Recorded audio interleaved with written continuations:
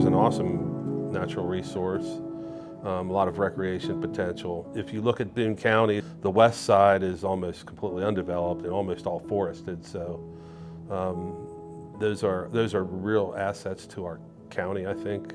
People that live in those areas really like it and see the benefit of having large amounts of healthy forest and healthy, clean streams. Now we're looking at that heritage tourism and that recreational value to being along the river. Now the riverfront is more of a quality of life within the community, more than it brings economic success. Our main interest at the Conservation District is conservation opportunities, like maybe protecting some of the best forest land, or making sure that the health of our streams, those tributaries that are running into the Ohio River from the Boone County landscape, are clean and healthy. I would say that there is 43 miles of river frontage in Boone County, and there is very little access for people. There's a couple of private little boat ramps. There's a boat dock in the Big Boone area. Other than that, people have a real hard time accessing the Ohio River.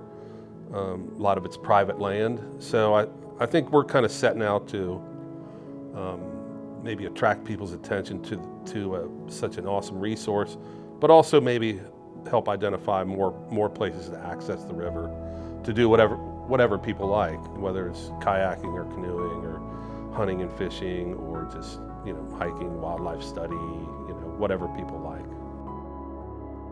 I think the most important information about conservation, particularly local conservation, is how important our local natural resources are to everybody and their quality of life.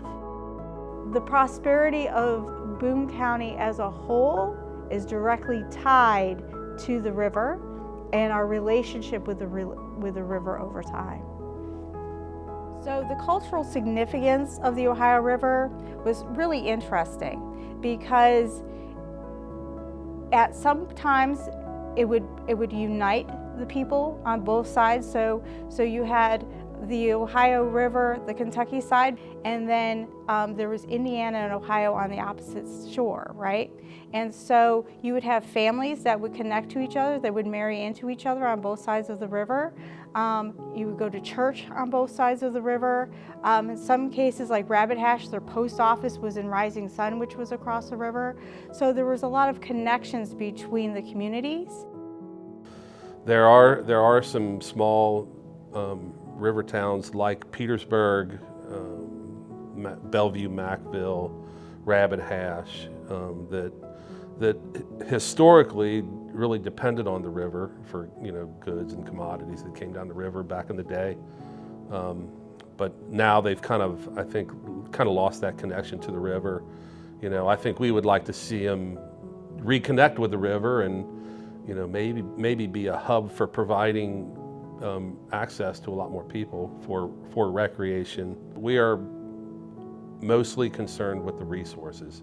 It is beneficial that people are able to access the river, and I think that will help protect the river and the forest resources along the river. Because I think if people are able to access it and understand it and are educated about what the issues are, I think they're more likely to be involved in protecting those resources.